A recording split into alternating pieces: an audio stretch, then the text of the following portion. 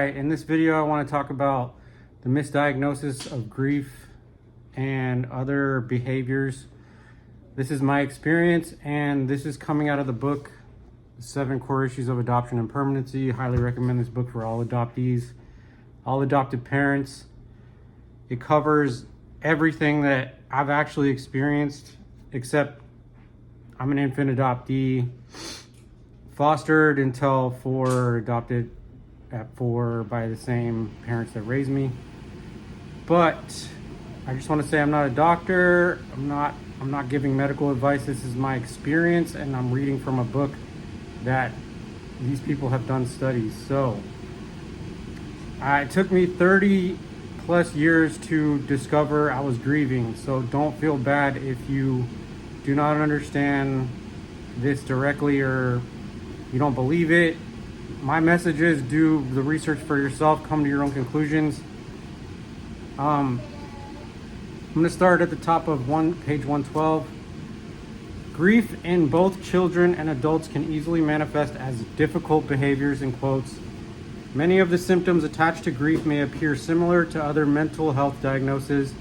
Children who are grieving may be diagnosed with attention deficit disorder, hyperactive disorder, ADHD, oppositional defiant disorder, ODD, reactive attachment disorder, RAD, or obsessive compulsive disorder, OCD.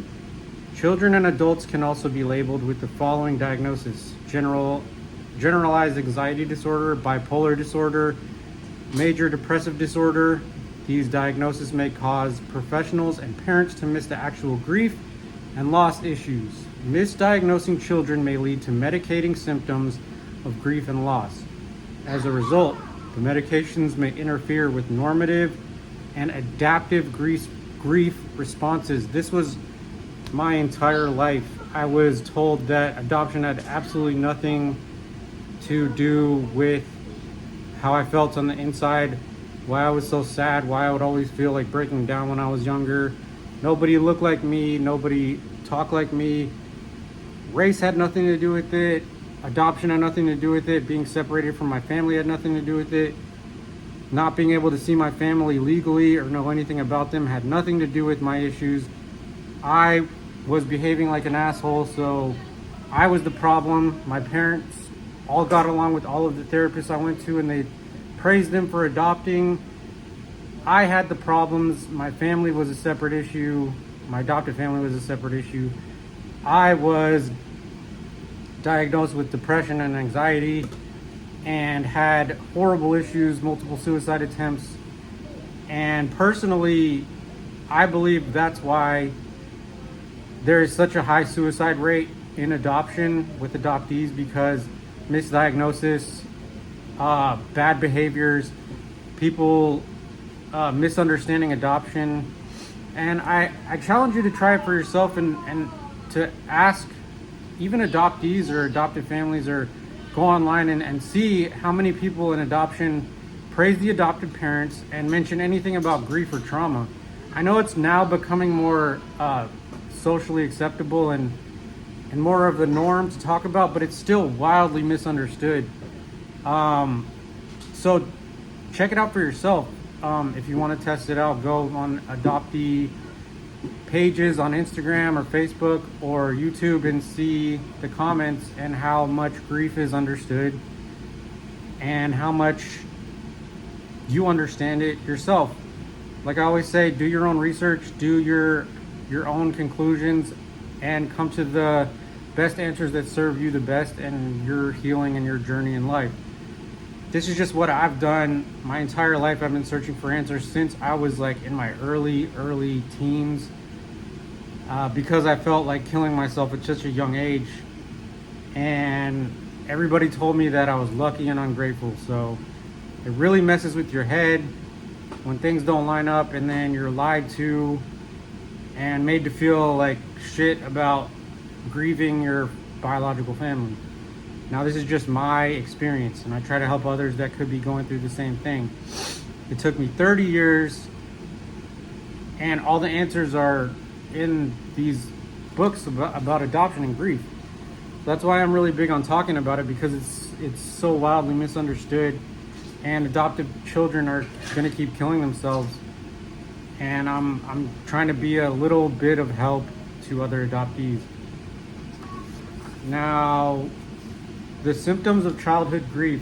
So if you have a child or you are an adoptee, the symptoms to look out for are an apparent lack of feeling about what happened or relief, physiological changes, complaints about their body hurting or accidents that require attention, not eating or overeating, changes in sleeping pattern, nightmares, night terrors, insomnia, fear of being alone at night, bedwetting, regressed behaviors. The child may appear to have lost skills and competencies that had been attained before the loss, over clingy and needy out of fear and anxiety, regressed language development, may revert to baby talk, desire to be held and rocked, suck their thumb and be babied, disorganization, panic and fear, keeps forgetting things such as clothing, schoolwork, and toys, trouble retaining new information, separation anxiety, easily triggered during transitions, forgetting normal patterns, rules, or routines,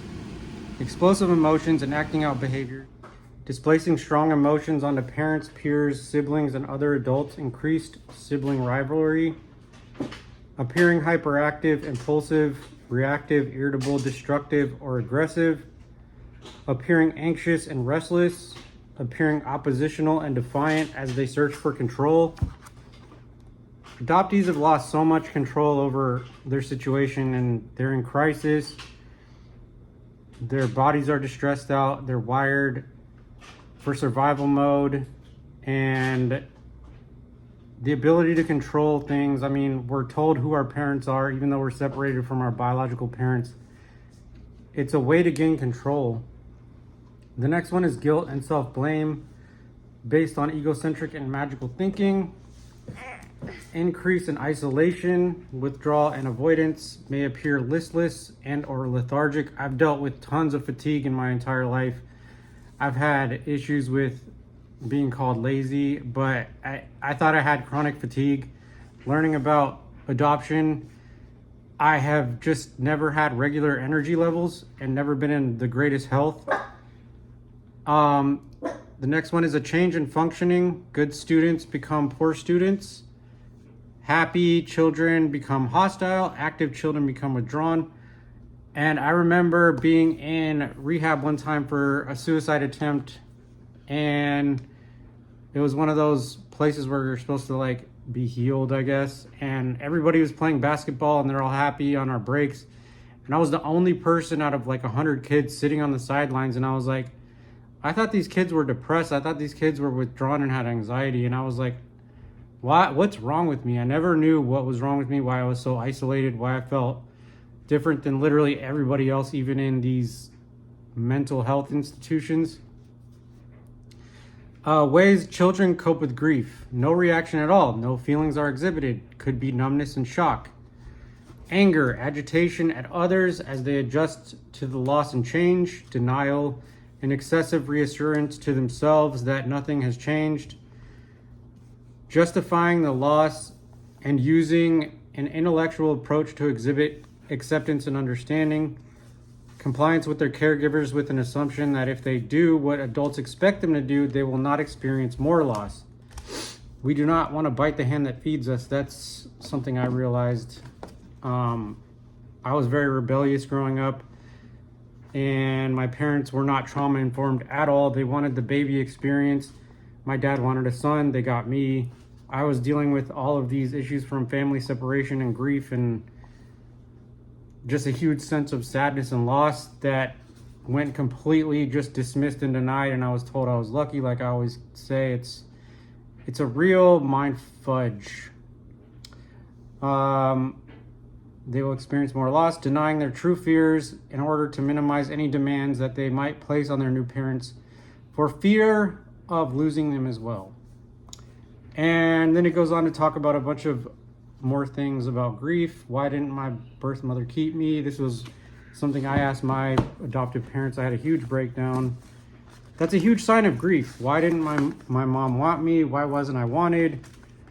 That's the beginning of a lot of adoptees' realization that they were unwanted or they feel unwanted, and now they're internalizing their feelings.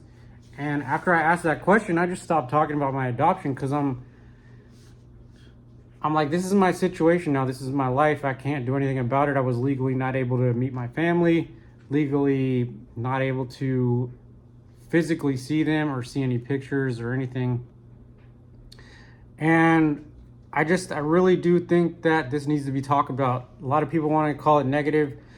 I want to call it being objective. There's so much focus on the positive in this bullshit, magical gain of family building and adoption, when there's literally adoptees out there that's going to kill themselves, thinking about killing themselves. And I just like, I was that adoptee that I'm like, what is going on with me? I'm going to kill myself.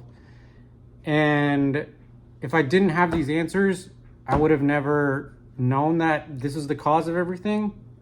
So that's why I speak about it. That's why I'm so passionate about it. That's why I want to help others. I hope this helps you.